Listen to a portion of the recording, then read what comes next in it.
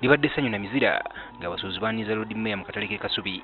Ono awerekeddwako Omubaka Moses Kasibante ssaako ne bakansala ng'asookedde kulambula emirimu gikolebwa mu katale ssaako n'essomero lya Nakyekoledde lyamenyebwa gye buvuddeko.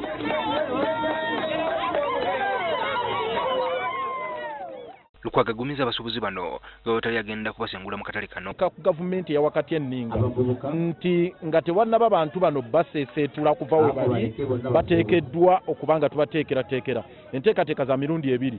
Sente za Africa Development Bank eza MATIP ez'okuzimba akatale ezo nga bwe kazimbibwa naye ate nga oluguudo terunnaba kutandika kuzimbibwa na bano tubakolera enteekateeka ennungamu ez'okubaako we bakolera nga bwe tuzimba oluguudo.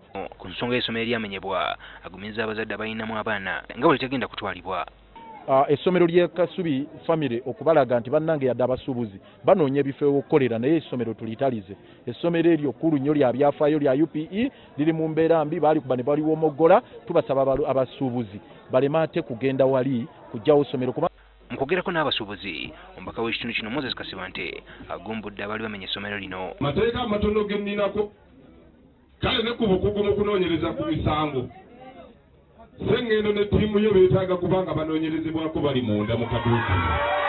Abasuubuzi betwogeddeko nabo batuuddemu ku bizibu bye bayitamu bye baagala bikolebweko.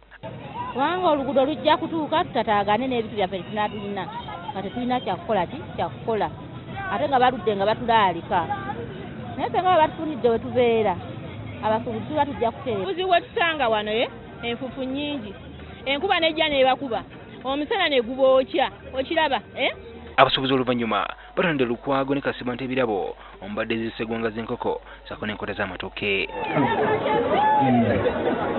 Kakati Ssebu omubaka